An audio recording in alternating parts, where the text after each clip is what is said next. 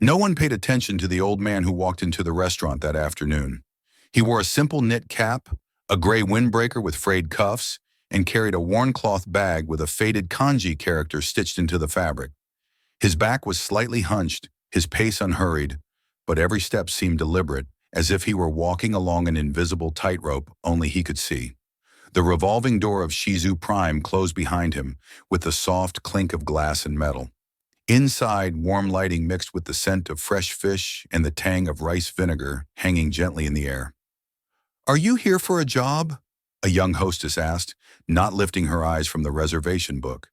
He nodded quietly, eyes still following the sushi plates gliding down the conveyor belt, where a team of chefs in black uniforms moved with well-rehearsed precision. "Kitchen's back there. Straight ahead. Turn left. Look for a manager named Darren," she continued, then turned back to the party booking a birthday dinner. No one asked his name.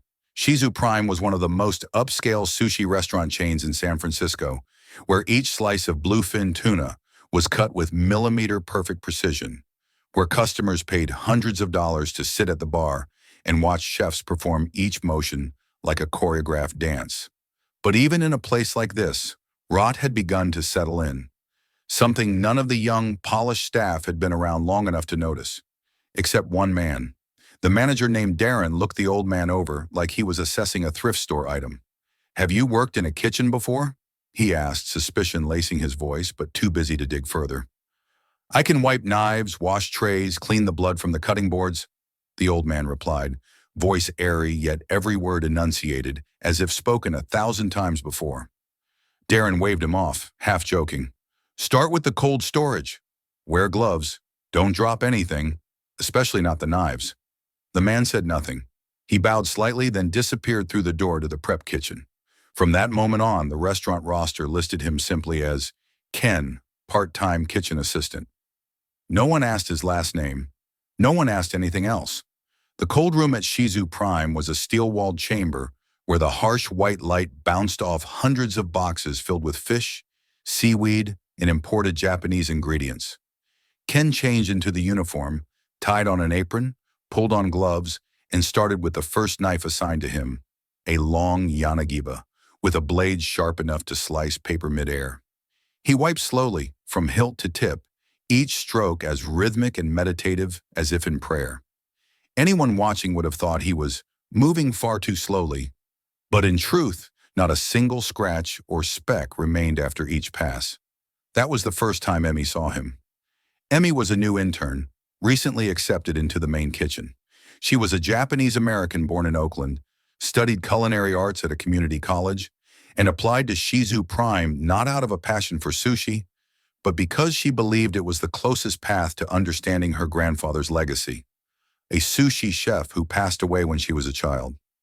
She noticed Ken not because he was remarkable, but because he was unusually quiet.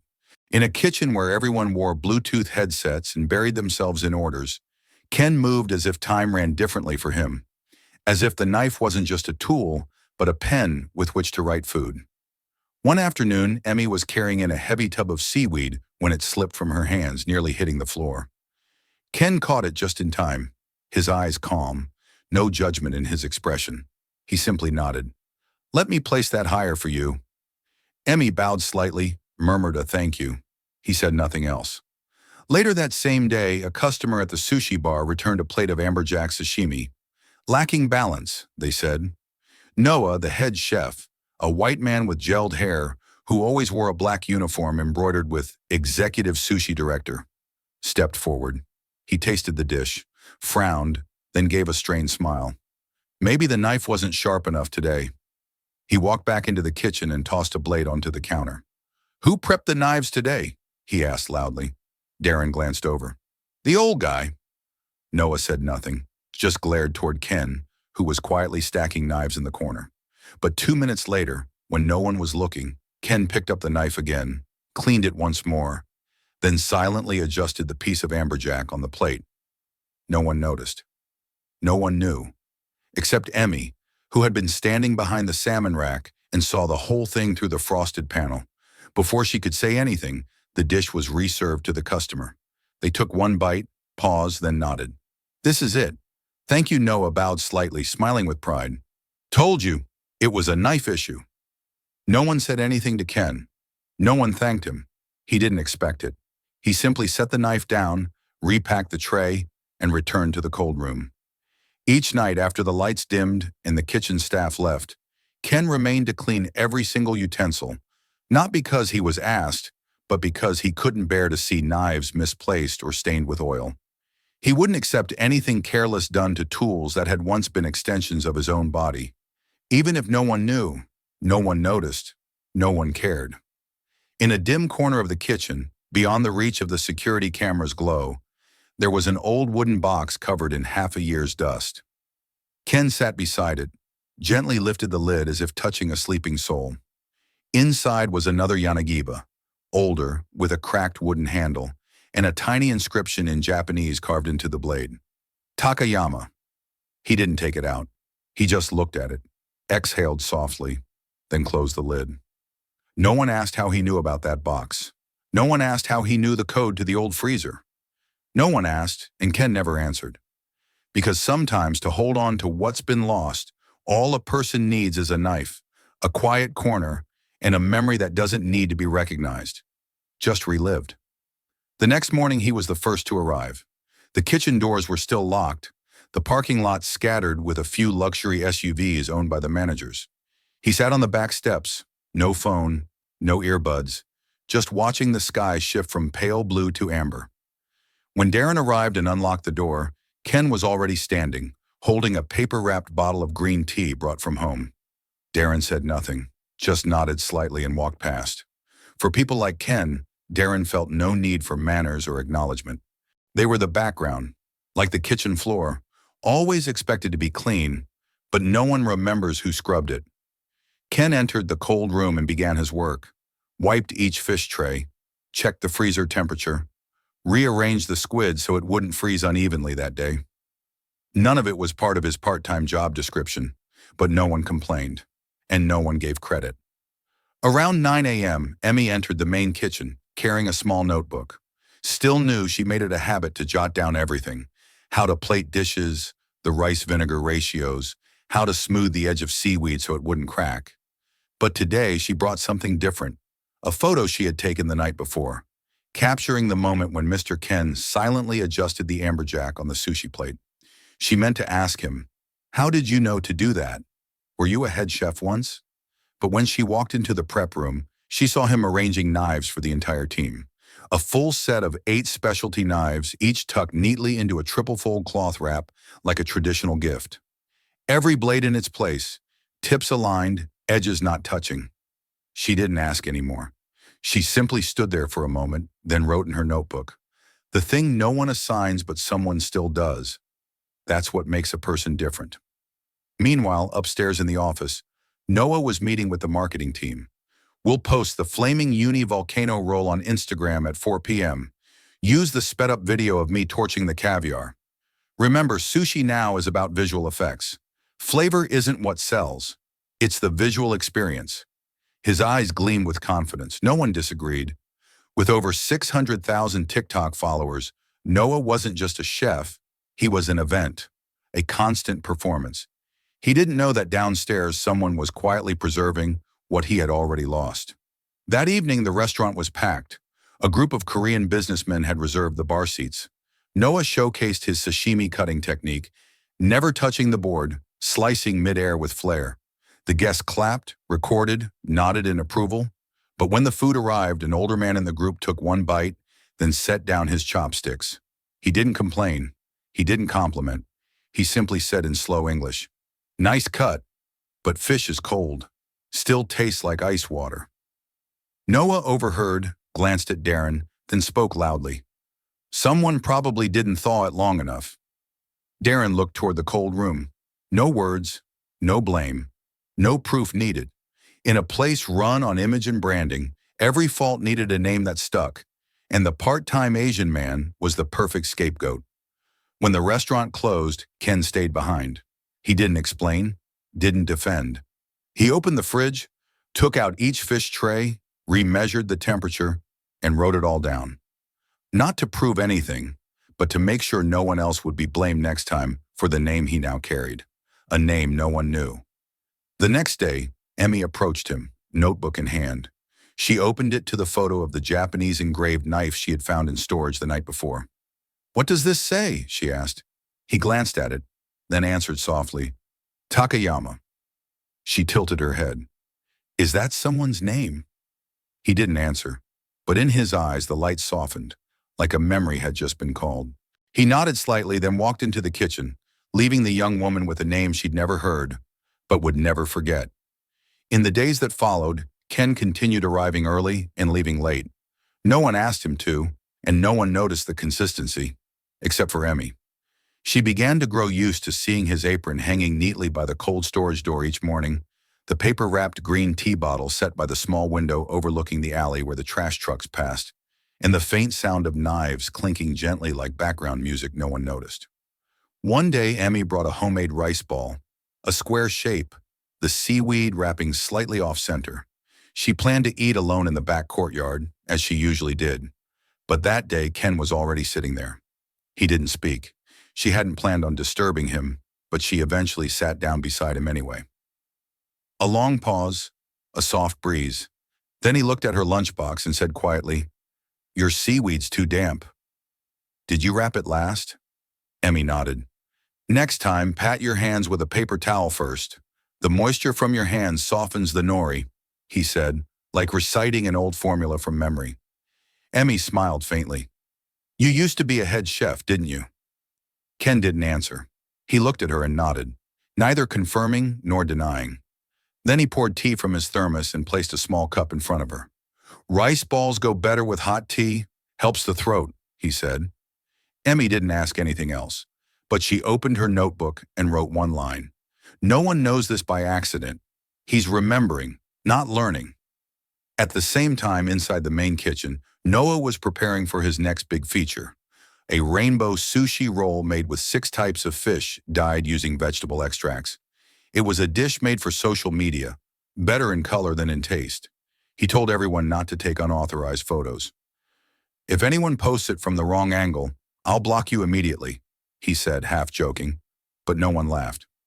Meanwhile, Darren was busy planning a TikTok shoot for a group of influencers inside the kitchen next week. The entire kitchen had become a stage, and everyone in it was just a piece of the performance machine, except for Ken, the only one without a smartphone. Ken stayed in the back, receiving deliveries, inspecting every fish crate and tray of octopus. When he found the tuna belly didn't meet quality standards, he called Darren over. But Darren only glanced at it, then said, "Customers won't know. Just cut it along the spine. They'll never see the flaw. Don't make it a big deal." Ken didn't respond.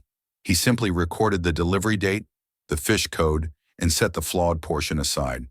When no one was watching, he brought the defective piece up, sliced it into 3 parts, soaked it in light salt water, then checked the smell after 2 hours.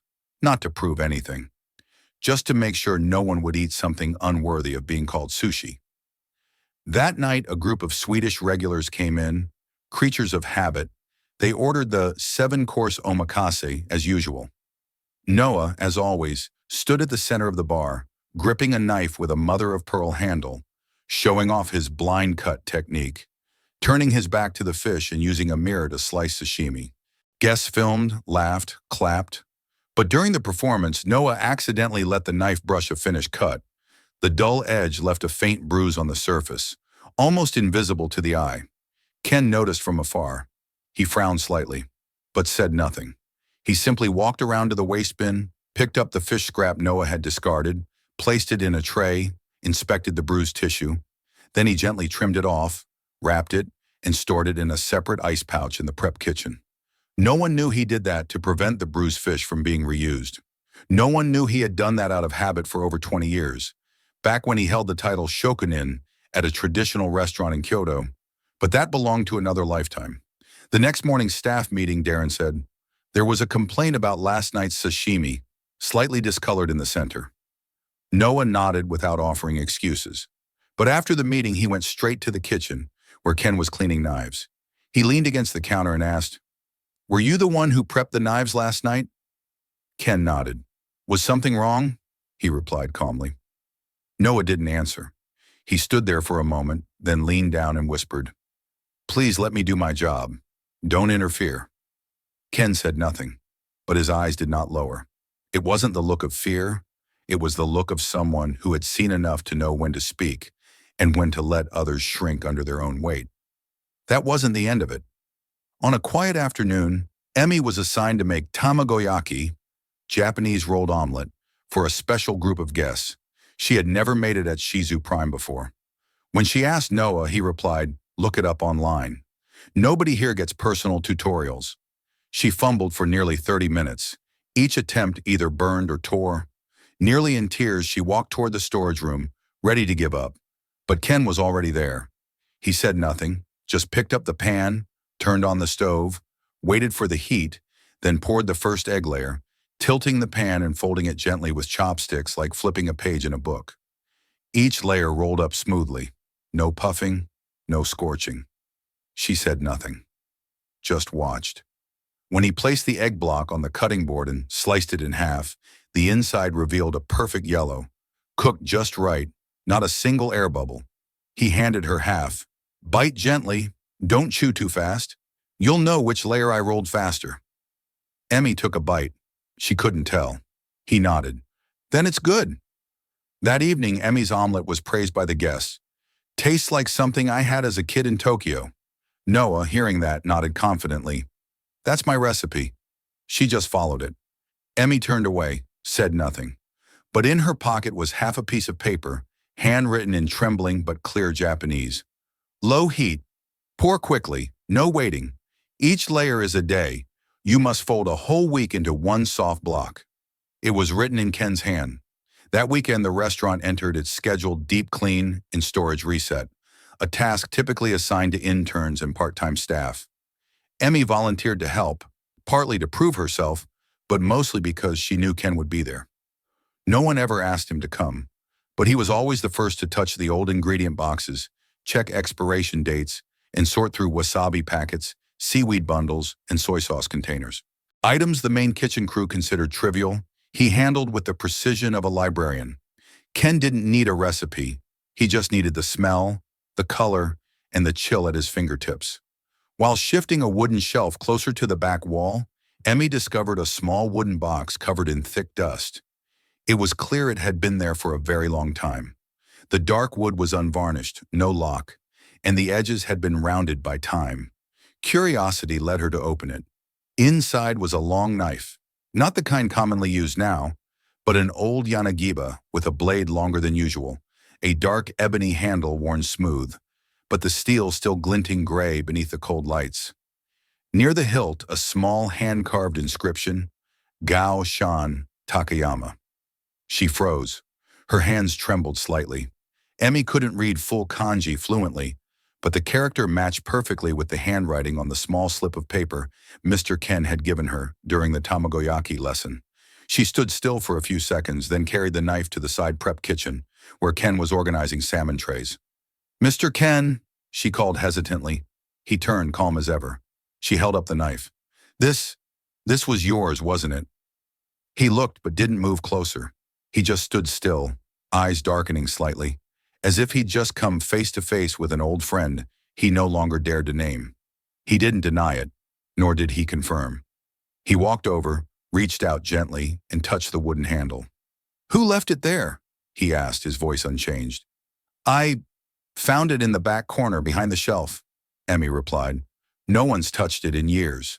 He nodded, then lightly dusted off the handle with his sleeve. "It's no longer sharp, but it still remembers whose hand held it." That sentence gave Emmy chills. Ken said nothing more. He brought the knife to the washing station, soaked it in hot water for a few minutes, then gently ran it across a sharpening stone in a slow, circular motion. Not to make it cut again, but to greet it again. She stood behind him, too afraid to speak. But something strange had started forming inside her. What if he wasn't just some retired kitchen hand? What if the name Takayama wasn't just a common Japanese name? She wasn't sure, but she started searching. That night at home, Emmy opened her laptop and typed in, "Takayama Sushi San Francisco." Hundreds of results appeared, but when she filtered by date, she uncovered an old restaurant chain from the 1990s called Takayama in Hiroshi, famous for its traditional omakase style, once referred to as the pride of Japan in America. The striking part, the original restaurant had stood exactly where Shizu Prime now operated, but none of the articles mentioned a founder named Takayama. All credit was given to Hiroshi Nakamoto, now executive chairman of the Shizu chain. Not a single mention of the name Kenji. Emmy was stunned. The next day, she printed out an old photo from a 1996 article, an aged black and white shot of two men standing in front of a sign that read, Takayama and Hiroshi. One was young, tall, in a suit, smiling, Hiroshi Nakamoto. The other was leaner, hair tied back, wearing a chef's coat, eyes turned slightly to the side, a face that strongly resembled Ken. She wasn't entirely sure, but she brought the photo with her. During the shift, while Ken was stacking tuna trays, she walked over and placed the photo on the counter without a word. He looked at it and went quiet for a few seconds. He didn't touch the image, but the hand holding the tuna trembled slightly. After a moment, he simply said, "That photo was taken when I was 36, as if confirming something that needed no denial." "Then, why does no one know you were the founder?" Emmy asked. He looked at her, half smiled. "Some things are easily changed with paperwork, if you control the words." Then he continued working. No bitterness, no complaints about Hiroshi, no hatred. But in the way he set the tray down, there was something heavier than usual. That night, Emmy wrote in her notebook, "Justice isn't always stolen with a gun. Sometimes it's erased from history through silence." The following week began with a rare full kitchen meeting, something that only happened when a major event was approaching. Noah entered wearing a new chef's jacket with his name embroidered in silver thread, face beaming, holding up an iPad showing a stage diagram. He stopped at the front of the group and wrote across the whiteboard, "The Global Sushi Showdown, San Francisco 2025. We've been chosen to host this year's international omakase competition," Noah announced, his pride barely contained. "This is our chance to prove Shizu Prime's caliber, not just to locals, but to the world. And I, of course, will be the featured performer." The room broke into applause. It felt like a pre-game pep rally. Only Ken remained silent, quietly wiping down a knife he had just taken from its wooden case. Noah continued, "We won't be doing traditional service. There will be lights, cameras, scene transitions, smoke effects, live music, and a TikTok live stream zone backstage. Every slice of fish is a beat. Every cut is a rhythm. We're going to turn sushi into a stage." Emmy glanced at Ken. He didn't look up, but his hand paused mid-motion, just for a beat. Noah closed the announcement with a final note. "From now until the competition, all dishes will go through testing. Anyone not aligned with the Shizu future style will be reassigned to support roles." That afternoon, Noah began retraining the team under the new style. Sushi was no longer about flavor. It was about camera-ready plating. Fish slices would now be laid diagonally across the rice, topped with a splash of red sauce for contrast, and seared with a mini torch at the table. "Customers want excitement. They don't care what kind of knife you use," Noah said loudly, torching a slice of silver herring until the edge curled. Ken stood a few steps away, watching with a gaze so calm it seemed unnatural. No complaints, no interruptions, just watching. But Emmy knew he was being pulled out of the place he once belonged. Not out of the kitchen, but out of the soul of what he had once built. At the end of the shift, Ken brought a tray of sliced fish and placed it in front of Noah. "This one was over-torched," he said softly, pointing to the charred edge of the fish. "In 7 more minutes, the fat will taste bitter." Noah looked up and smirked. "Then serve it within 5. No one's complaining." Ken didn't argue, but as he turned to leave, he said just one sentence. "You're processing trust like it's a sped-up video clip." At first, Noah brushed it off, but the words made Emmy pause. It was the first time Ken hadn't offered feedback. He'd given a warning. The next day, the new trial menu launched. One item stood out, Mochi Uni Fusion, a flattened block of rice, topped with sea urchin, wrapped in a transparent mochi sheet, sprinkled with edible gold flakes. "This one's going to explode on TikTok," Noah declared. But Ken looked at the mochi encasing the sea urchin as if it were a pane of glass sealing off emotion. He shook his head lightly. Sushi is a connection between the maker's hands and the eater's heart. This has nothing to connect. No one listened. That night, the mochi uni fusion was served at the sushi bar. Guests filmed, snapped pictures, but after eating, they stayed silent. No complaints, no praise, just no second orders. The next day, the item vanished from the test menu. No one brought it up again. Noah gave no explanation, but he started paying closer attention to Ken's eyes. One afternoon, while prepping for the evening shift, Emmy accidentally got sauce on her sleeve while rolling rice. She panicked, grabbed a towel to wipe it off, but the stain remained. Ken saw, came over quietly, gently rolled her sleeve up twice, then nodded. "Don't let the rice see your distractions," he said. "But what if the customers don't notice?" she asked. "They don't need to notice. But if you know it's wrong while doing it, the mistake is already inside the flavor," he replied. It wasn't advice. It was a bell toll. That weekend, Ken sat alone in the back corner, flipping through the trifold notebook he had written nearly 20 years ago, a collection of recipes, notes, and personal sushi philosophies. At the very back was a yellowed page, ink written, "Sushi is when you slice memory into pieces, marinate it in respect, and serve it in silence." That page had a red line slashed across it. Who had drawn it? Ken never said. But Emmy, who happened to be standing behind him at that moment, saw it all. In today's culinary world, it's not the chefs nor the diners who decide who gets to be called a genius. It's the ones holding the cameras and controlling the words. And Riley Mathis, journalist for Gastro and Grace magazine, was exactly that kind of person. She didn't care for fluffy prose, and she hated anything that smelled too much like PR spin. Over her 10 years in the industry, she'd written hundreds of pieces on renowned restaurants, but only 3 places had ever compelled her to return a second time. Shizu Prime wasn't one of them, but an invitation from Hiroshi Nakamoto, the founder and current chairman of the chain, wasn't something her editorial board could refuse. "Give me a real, respectful piece. Put Shizu on the cover next month," Hiroshi emphasized in his email, polite yet packed with pressure. Riley agreed, on one condition: "I observe freely. No staging." That afternoon, she arrived at Shizu Prime earlier than expected.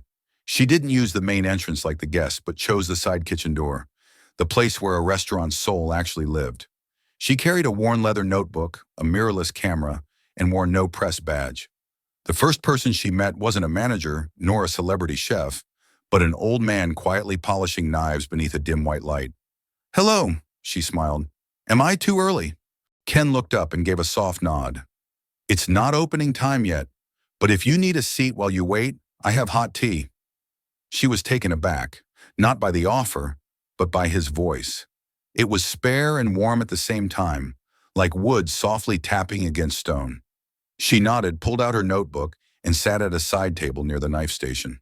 He poured her tea without another word, then returned to carefully wiping down each blade as though tending to fragments of memory. After nearly 10 minutes of silence, Riley spoke. "Have you worked here long?" Ken didn't pause his hands.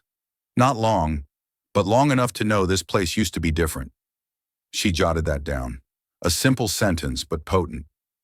"Are you a chef?" she asked. He shook his head. "I'm no longer a chef. I'm just the one who keeps the knives."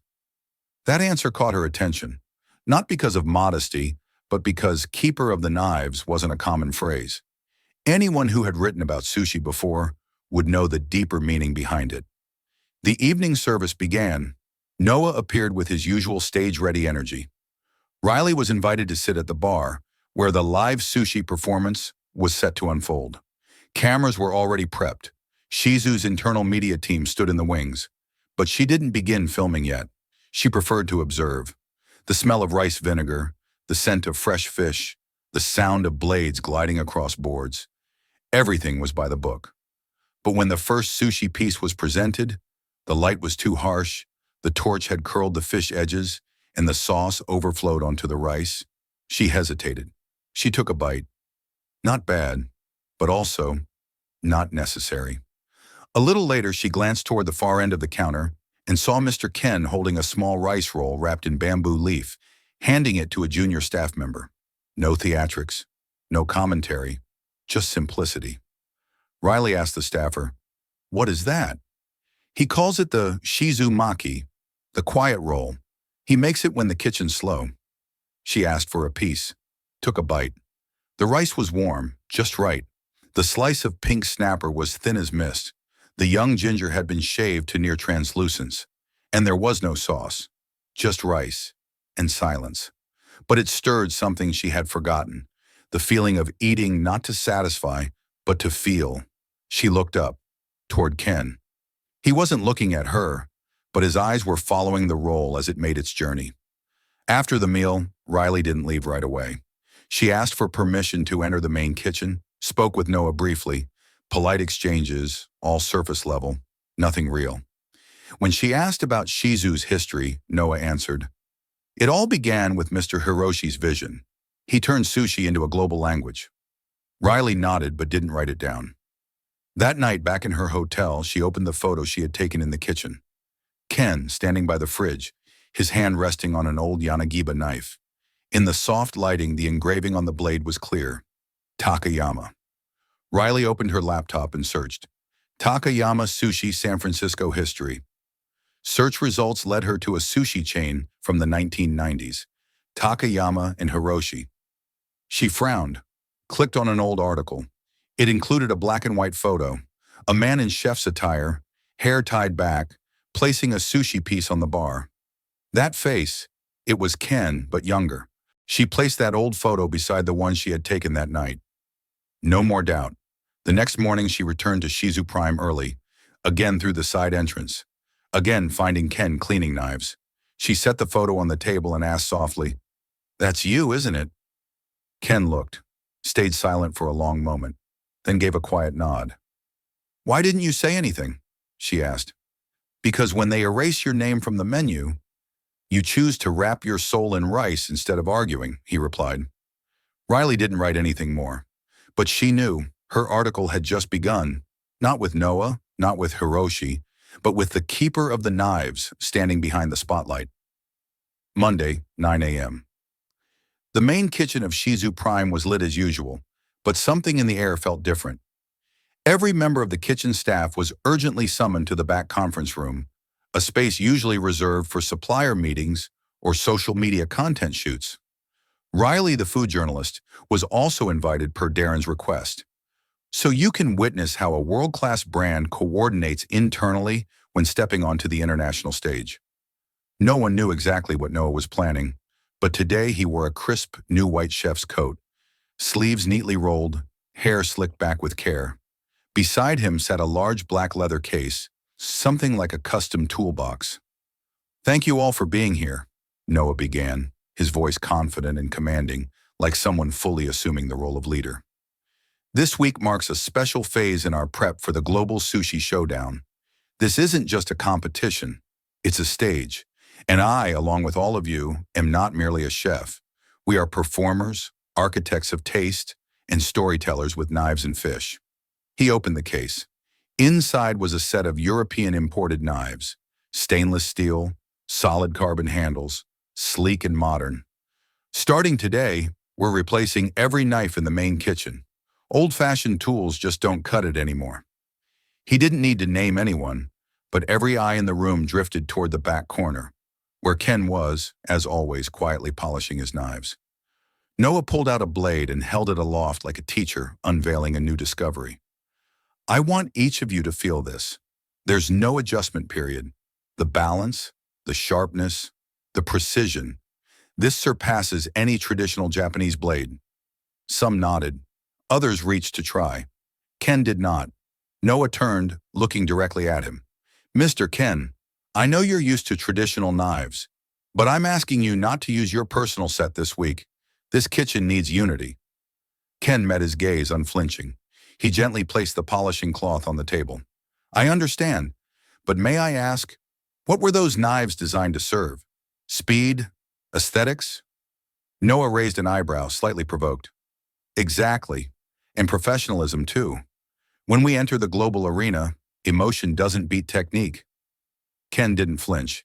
He simply replied slowly, "I'm not against change, but if change means losing the feeling, then no matter how sharp the knife is, the hand behind it won't be true anymore." The room went still for a moment. Riley, standing at the wall, recorded every word in her notebook. Noah smiled faintly, but it was the smile of someone who wouldn't tolerate contradiction. He stepped forward, placing one of the new knives in front of Ken. "Then I'll leave the choice to you. Use this knife and stay in the main kitchen, or step out, do storage, mop floors, anything not connected to the dishes that represent Shizu Prime." Ken didn't answer right away. He looked down at the knife for a few seconds. Then with a light motion, not harsh, not dramatic, he gently slid it aside, like politely declining an unsuitable cup of tea. "I choose to keep my soul," he said, and turned away without waiting for permission. Darren, the manager, whispered just loud enough for everyone to hear, "Stubborn old man." A few younger staff members chuckled, but the laughter was brittle, like biting into sushi and hitting gravel. Noah wasn't done. He raised his voice. "One more thing.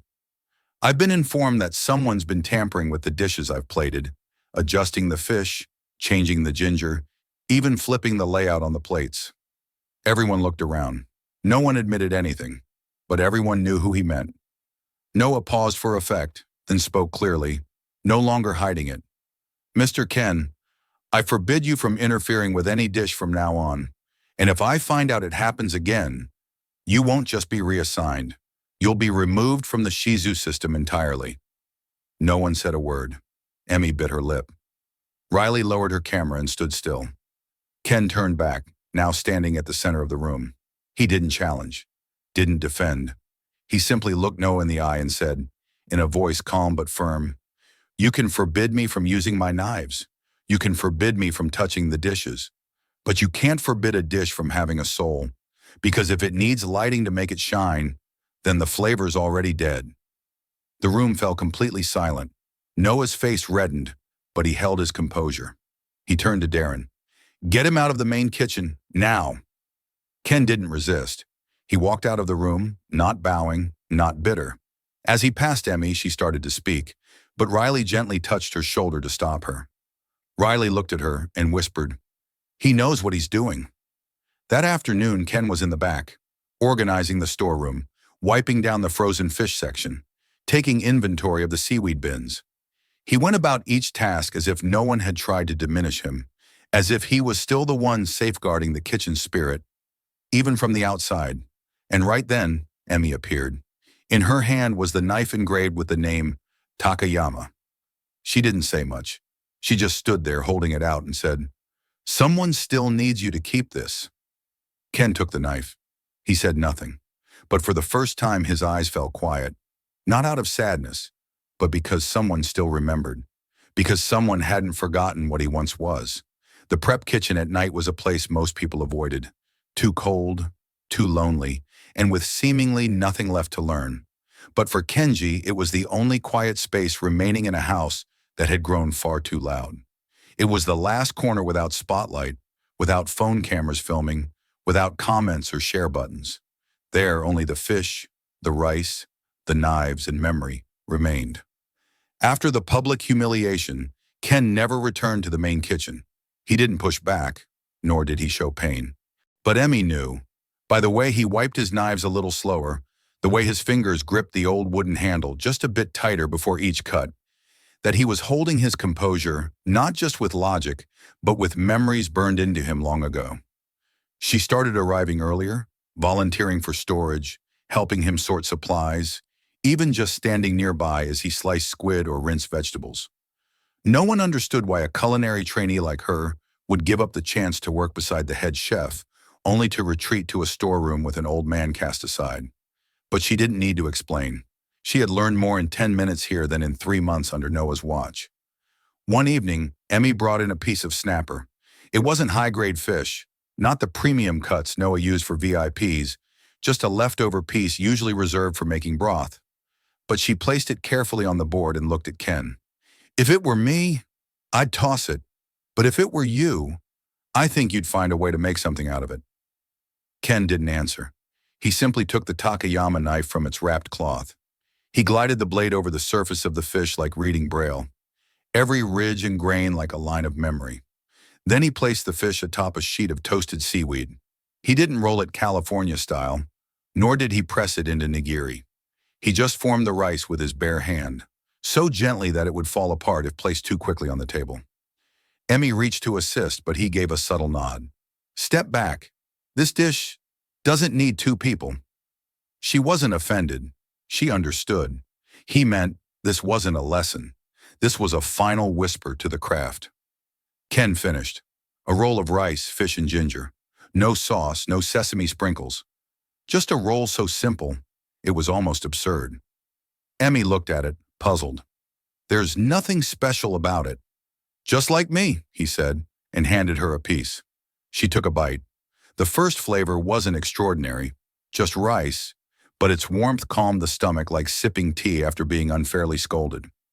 Then came the fish, soft but with a resilience that said, I'm still alive. Lastly, the ginger, not sharp or immediate, but slow and delicate, like an apology arriving late. She said nothing, but her heart softened. At that moment, Riley stepped in. She had just finished her formal interview with Noah, where he spoke of his mission to modernize sushi and transform tradition into cinematic experience. She was tired. She needed something real. And as if guided by instinct, she headed down to storage. Hello, Mr. Ken, she smiled. Emmy, you're here too. What's going on? Ken didn't reply. He looked at Emmy. She nodded slightly, as if granting permission. Riley was invited to sit. Ken handed her a piece. No filming, no recording, no questions. Just eat. Riley took a bite, and something strange happened. It felt like someone had reached out and touched her through the ingredients. Not with aroma, not with texture, but with emotion. It didn't make her want to photograph it. It didn't make her ask for the recipe. It made her want to apologize for something inside herself. Something that once believed only beautiful food deserved to be remembered. She turned away. Tears came unexpectedly. Emmy watched her silent. Ken continued wiping his knife. Did you name this dish? Riley asked, her voice catching. No, Ken replied. Then, I'll call it the quiet roll, she said, as if adding it to her mental record. Ken didn't object, but he looked at the last piece left, then carefully wrapped it and placed it in a small wooden box, as if it were evidence from a case he never wanted reopened, but also couldn't bear to let be forgotten. That night, Riley posted a single photo to her personal account. No filter, no long caption, just an image of the sushi roll sitting on a wooden board with the wrinkled hands of an old man slowly fading out of the frame. No trending, no topping, just truth, she wrote. Then she turned off her screen. 3 days later, the image spread, quietly, steadily, not the viral kind of TikTok fame, but the kind reshared by chefs, silent food bloggers, and cooks who'd worked 10 years in back kitchens and never once made it to the spotlight. They didn't need to know who made the roll. They only knew something real had just been placed on the internet. The following Tuesday at Shizu Prime, no announcements were made. No one mentioned the quiet roll, but everyone in the kitchen had seen Riley Mathis's post, including Noah. He made no comment, didn't ask anyone about it, didn't mention the photo. But during the morning meeting, he stated, I want every dish on this new menu to include something original, nothing recycled. We need to push boundaries. It sounded like a call for innovation, but in truth, it was an attempt at control, to reaffirm his grip on a kitchen that was beginning to change course without his permission. Kenji remained in the side prep kitchen, reporting to work on time, every shift. No one brought up the fact that he'd been exiled from the main kitchen, but every day a few younger staff members on break would happen to head downstairs for ingredients and linger longer than necessary. One afternoon, Miguel, a young prep cook from Mexico, came down looking for soy sauce. He found Ken slicing squid and paused. Then he asked, Sir, why don't you use the plastic cutting boards like they do upstairs? Ken looked up, not correcting, not scolding, just gently said, Because squid doesn't like the sound of plastic. Miguel laughed in surprise. Squid can hear? Number. But the cutter's hand can, and when the ear doesn't like it, the hand hesitates. That wasn't in any culinary textbook, But it struck something in Miguel. Memories of his father, a carpenter who once said, "Wood knows when you're rushing." Later that day, Miguel swapped out his board without asking. For the first time in 3 months, the sashimi he plated didn't get adjusted by Noah. Emmy was no longer the same. Though still officially an intern, she barely left the prep kitchen anymore. She had become, in all but title, Ken's apprentice, learning how to adjust rice vinegar to match the room temperature, how to wipe her hands 3 times between each rolling step, how to slice ginger not with a sharp blade but with a worn one to preserve evenness. She wrote it all down, not to show off, but to ensure no one could erase it again.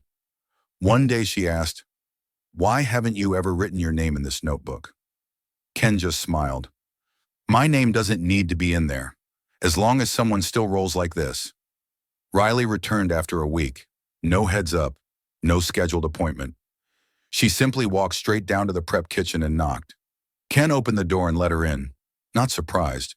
"I still don't know why I cried that day," she said, settling into the wooden chair. "I've eaten hundreds of dishes. I've written about hundreds of chefs. But no one ever made me cry with just rice and fish." Ken looked at her for a moment, then softly said, "Because it was made without trying to claim your emotions." "But how do you know who will feel it?" she asked. "I don't," he replied. "But food doesn't need to be understood. It just needs someone not to ignore it." Riley chuckled. "You talk like a monk." "No," he said. "I'm just someone who hasn't given up on food." Meanwhile, in the main kitchen, Noah was beginning to lose balance. The new experimental dishes weren't getting the team's energy. They followed instructions, but the spark was missing. Even when he shouted, "This is revolutionary," the looks around him stayed silent, distant. Some had started whispering about the old man in the cold room. Not loud enough to stir drama, but loud enough for Noah to know he was being compared. And slowly, losing control. He ordered a halt to unnecessary ingredient trips to the storage kitchen. But it was impossible to enforce. One rainy afternoon, the kitchen felt damper than usual. Ken wiped down the floor for the 3rd time. Emmy stood beside him, sorting thin slices of ginger into trays. Suddenly, Riley entered with an envelope in hand. "I want to ask you for something." Ken looked up. "Next week, I'll be attending the regional qualifier of the showdown as a guest judge. I'm allowed to bring one dish to represent the new palette, not on the main menu. I want to bring the quiet roll." Ken went still for a few seconds. "I'm not a chef here," he said. "I don't need you on the stage. I just need you to teach it again, exactly as you taught Emmy." Emmy turned, eyes wide. "You mean me?" Riley nodded. Ken didn't answer immediately, but then he opened the rice bin, checked the thermal seal, and said, "Tomorrow, 5 a.m. If anyone's late, the dish won't be made again." A true stage doesn't need a backdrop, and when identity is revealed at the right moment, no one needs to speak on your behalf, because the dish will do it for you. At the regional showcase for this year's Global Sushi Showdown, there was one detail that no one on the organizing team seemed to notice.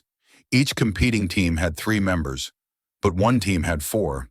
The 4th didn't stand at the prep station, didn't carry a knife, and didn't wear a uniform. He sat quietly in the last row, like a guest waiting for a meal. Kenji Takayama. He hadn't come through the main entrance. He hadn't signed in. But those who truly understood food had already started noticing his presence, ever since that photo of the quiet roll had spread across the chef community over the past 2 weeks. Riley sat in the front row with the press judges. When it was Shizu Prime's turn to present their new palette entry, a 5-part omakase concept crafted around the 5 senses, the representative was Emmy. Standing beside her was Miguel, the young line cook who'd once been sent to storage after dropping a knife. They said nothing as they approached the stage. No spotlight, no narration. Just 2 people standing side by side, as if preparing to cook in a modest home kitchen. The dish they presented was no longer the quiet roll. It had evolved into a 3-part composition. 1. A single slice of snapper sashimi, offset on the plate, served without soy sauce. 2. A nigiri piece with dry seaweed and young ginger. No sesame seeds. 3. A hand-rolled rice wrap, uncut, unshared. They served it not on lacquer trays, but on an old wooden board. The kind Ken once used to teach Emmy how to listen to fish. There was no dish name printed on the board, only a small slip of paper handwritten in blue ink. No performance, no proclamation, just a dish that was once left behind. One Japanese judge, Mr. Nakamura, looked at the nigiri, took a bite, and immediately lifted his head. He no longer looked at the dish. He looked toward the last row of the auditorium. Then he stood up, raised his hand, and pointed directly at Ken. The entire hall turned. Ken sat there, in his white dress shirt, hands calmly folded in his lap, unmoving. Nakamura walked slowly to the center of the stage, holding the half-eaten nigiri. He spoke without a mic. This dish is made with a technique only one person ever taught me, someone without culinary degrees, but who once told me, ginger must be sliced like you're apologizing to the fish. No one but Riley fully understood that sentence, but it made Ken lift his head. Nakamura continued, "That man's name is Kenji Takayama. He taught me the craft in a small kitchen in Nob Hill, San Francisco.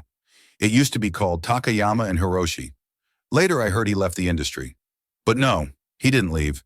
He was pushed out. Today I ask, are you here?" Ken stood. No one clapped. But everyone rose to their feet. Hiroshi Nakamoto, now chairman of Shizu Prime, sat backstage, his face drained of color. Riley looked at him, then back at Ken, and quietly spoke into her recorder. "And this is the moment when a man needs no title, only truth standing beside him." Ken walked to the stage. He didn't speak. He didn't reach for a mic. He simply bowed, not to the crowd, but to the man who had once been his apprentice, now standing as an honorary judge. He said, "Thank you for still remembering." Emmy began to cry. Miguel turned away. And among the hundreds of chefs in the hall, no one pulled out their phone. They just stood still, as if afraid that any movement might shatter the moment. The head judge stepped forward, took Ken's hand and declared, "We don't need to know who you are on paper. What we do know is this dish belongs to someone who once defined excellence, and today, that truth has been restored." That night, across both Japanese and American culinary circles, a single image was reshared. Ken standing beside Emmy with a unified caption, "No need to reclaim the spotlight, just stand in the shadow at the right time." No one mentioned Noah, because the true light had already shifted. The day of the regional qualifier for the Global Sushi Showdown arrived on an unusually cold Thursday morning, strange for the middle of spring. Crystal Bay Hall, the venue, was lavishly decorated with a long banner stretching across the ceiling. "Innovation meets tradition." Ironic, but no one had noticed just yet. On the performance list, Noah had been given the final slot, the prime time. He entered backstage wearing a silver-threaded chef's coat, hair slicked back, flanked by his private media team ready to capture every step. His dish was called Wave of Light, a layered sushi concept with rainbow gradient coloring, topped with LED light effects and sweet vaporized sauce. No one denied it was beautiful, but whether it had flavor, that was a different question.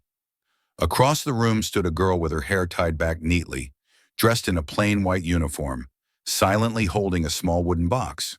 It was Emmy. Inside the box were 4 portions of the silent roll, prepared exactly as taught: reverse grain snapper, hand-formed rice without pressure, young ginger, hand-toasted seaweed. Each was wrapped in raw linen, placed like personal gifts rather than showpieces. Riley, who had invited Emmy as an honorary guest, had said it beforehand. "You don't need to win, you just need to be remembered." When her turn came, Emmy stepped onto the stage. She didn't introduce herself. She simply bowed and laid each portion before the judges. No flashy knife tricks, no dramatic monologue. Just one sentence. "This dish was taught to me by someone with no name in the system, no title in the restaurant, no longer allowed in the kitchen, but because of him, I know food doesn't need noise to have value." The room fell into stillness. The judges tasted. First was Mr. Nakamura, the Japanese judge, who closed his eyes after the first bite, not for effect, but as someone who had just remembered something long lost. When he finished, he set his chopsticks down, said nothing, then pulled out an old photograph from his briefcase, a black and white shot from the 1990s. 2 men stood in front of a small restaurant, one in a suit, the other in a chef's coat. Mr. Nakamura's hands trembled. Only one man has ever made me taste something like this. His name was Kenji Takayama. He taught me how to slice ginger with bare hands. Who taught you this? Emmy looked at him, didn't flinch. She answered, he's the man currently cleaning the cold storage at Shizu Prime. No one calls his name anymore. The room froze. Another judge asked, you mean the co-founder of Takayama and Hiroshi from back in the day? Riley, seated in the VIP section, nodded slowly. Noah, watching from the wings, had gone pale. His hands trembled. On his iPad, a team member asked, should we delete the trending photo of the silent roll? He didn't answer. His face had gone white, not from shame, but because, for the first time, the spotlight was no longer on the right person. Judge Nakamura requested that the keeper of the recipe be invited to the stage. Emmy hesitated. She didn't dare, but a hand rested gently on her shoulder. Kenji was already there. No one knew when he had arrived. He didn't wear a chef's coat, just a white button-up with a frayed collar, worn khakis, and soft canvas shoes. He walked up without bowing, without addressing the crowd. He simply stood beside Emmy and said, I'm not here to compete. I'm here to make sure this dish isn't forgotten. Nakamura stepped down from the judges' panel and bowed deeply, the kind of bow reserved only for a great teacher in Japanese tradition. Kenji-sensei, I've searched for you for 30 years. Ken didn't nod, nor did he deny it. He placed a hand on Nakamura's shoulder, just enough, and said, if even one person remembers, then I never truly left. The audience rose, not to clap, but to stand still in silence, a reverence that needed no soundtrack. As for Noah, he turned and quietly exited through the back door. No one stopped him. That evening, an 18-second clip began to circulate online. Kenji standing beside Emmy, not speaking, simply slicing a silent roll into 3 and placing it on a wooden plate. No background music, no slow motion. Yet it reached over 2 million shares in under 24 hours. Pinned to the top by the event's official page was this comment: we never expected a dish that could make a judge cry and a room fall silent. But today we realized it wasn't just food, it was memory reborn. 3 days after the competition, at Shizu Prime's headquarters in downtown San Francisco, a private meeting took place in a closed conference room. No cameras, no media staff, no theatrics. Just a long wooden table, 8 chairs, and 3 people seated at the center. Hiroshi Nakamoto, the founding chairman, Darren, the regional operations manager, and Riley, the special guest, there without title. The 4th chair was left empty. It was reserved for Kenji Takayama. No one spoke for the first 5 minutes, as if simply getting him to agree to this meeting was already a surprise outside their planning. When he finally entered, wearing the same white shirt and soft canvas shoes, no one stood, not out of disrespect, but because everyone in the room suddenly felt smaller. Hiroshi was the first to speak. Kenji-san, I don't know where to begin. Don't begin with an apology, Kenji replied.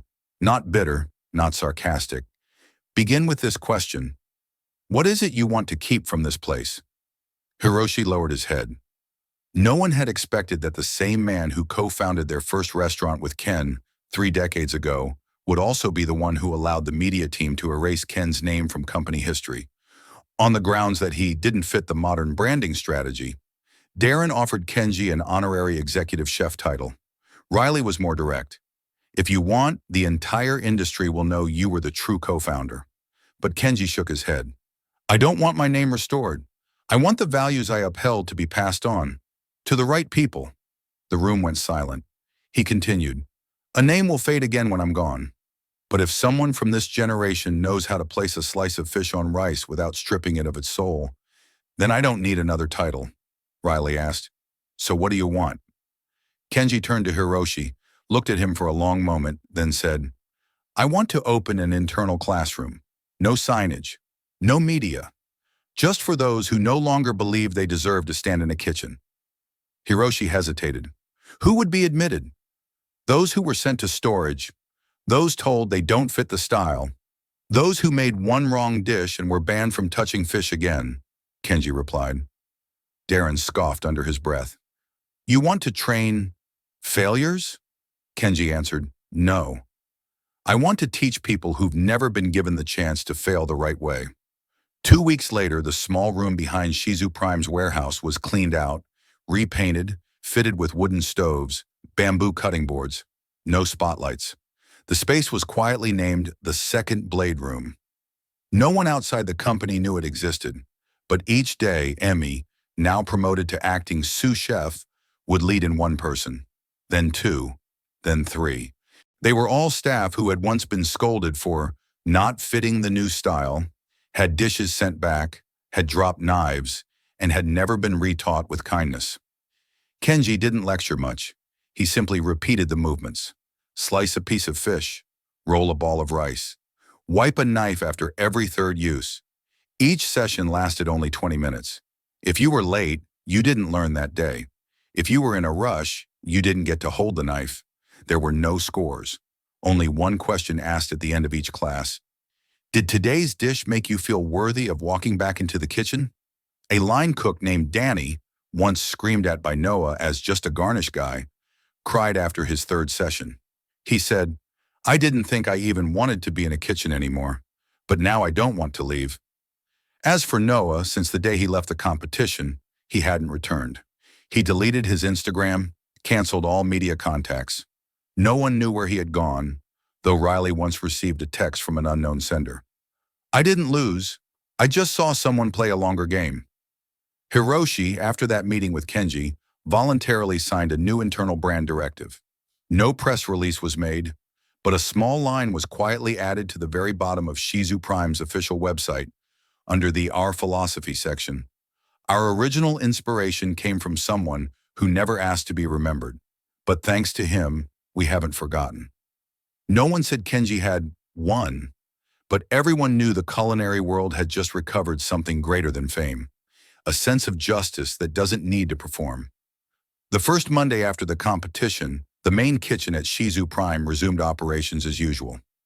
No press conference, no public apology, no grand reinstatement of Kenji Takayama. Just one strange thing. In every kitchen across Shizu Prime's 18 restaurants nationwide, from San Francisco to New York, there appeared a single sheet of ivory-colored paper taped to the innermost corner of the wall across from the grill. No one knew who had posted it, but each one was handwritten in matching penmanship, blue ink, written in both Japanese and English, unsigned, bearing only one message. Don't press fish onto rice if your hands are still angry. Don't lay ginger on the plate if your heart seeks revenge. And don't stand in the kitchen today if all you want is to win. Some new head chefs didn't understand it, but those who'd worked cold storage, who had been pushed off stage, or who had once stood beside Mr. Ken, they understood. It wasn't instruction, it was preservation, a final shield protecting the soul of the kitchen. At the San Francisco flagship, Kenji no longer appeared regularly. He didn't stay in the Second Blade Room. He didn't accept the honorary supervisory role offered by Hiroshi. Emmy had now been formally promoted to sous chef of traditional technique, a title that had never existed before. She was the only person allowed to copy Kenji's small handwritten notebook, the one he had written by hand for 3 decades, but never allowed anyone to photograph. One day when Emmy went to find him at the small house he had rented in the old Japanese quarter, the one he'd lived in since coming to America, the landlady said he had already moved out. On the table there was only a wrapped bundle. Inside, a Yanagiba knife engraved with the name Takayama, a small wooden cutting board, and a card. On the card it read, "Emmy, each cut of fish is a decision. Each handful of rice is a choice. Each dish is a path. You don't have to know everything. Just know where you're going when you put the knife down. K." No address, no goodbye, Emmy cried. But this time, not like before. This time she didn't cry out of sadness, but because she knew he had finished what he came to do. Riley published the biggest feature of her career 2 weeks later on the cover of Gastro and Grace. The title read, "The Knife Keeper, A Dish Without a Name, and the Teacher Without a Title." The article contained no photos, just a single opening line. Some people live their entire lives never being properly named. But when they make a dish, the whole room knows who they are. The piece was translated into 5 languages and shared in culinary schools in Tokyo, Lyon, and Bangkok. A renowned Italian chef wrote, "After this, I slice my fish 1 beat slower every morning." No one knew where Kenji had gone, but a month later, in a small village near Nagano, Japan, a family-style eatery quietly opened. Outside hung a simple wooden sign, hand-carved, "Omakase, if today you need quiet." Inside there was no menu, just one old man with sleeves rolled high, standing at the counter. No gloves, hands slightly trembling. Yet his cut so precise the ginger would fall without making a sound. A boy around 10 years old sat at the bar and asked, "Mister, why does your fish taste different than everyone else's?" The old man smiled. "Because I don't want you to eat to win. I want you to eat to remember." A silent roll, a sentence without a signature, a legacy without a certificate. And that's how Kenji Takayama ended his presence, like someone who was never applauded, but whom no one dared forget. Maybe you're asking the same questions we are. Why is it that someone who gave their life to preserving value was once pushed out of the kitchen for being too quiet? Why can a simple sushi roll make a judge cry without knowing why? Kenji never asked to be honored. He just needed a quiet corner, a clean blade, and one person willing to listen to taste. This story isn't told to glorify him. It's here to remind us. The most important things aren't always on stage. They live in how we treat those who were silenced. If this story warmed your heart by showing that quiet grace still exists in a noisy world, if you felt a deep injustice when someone's value was dismissed for not fitting the spotlight, or if you simply want to say thank you to the quiet people who once changed your life without asking for credit, then like this video. Subscribe to join us in telling more stories that may not have names, but can never be forgotten. And please share this video with someone who needs to be reminded. Some things are right, even if no one applauds them. Finally, leave a comment below. I once met a Kenji like that in my own life. Thank you for watching all the way to the last second. And if a dish can make someone cry, then maybe, just maybe, this world still has hope.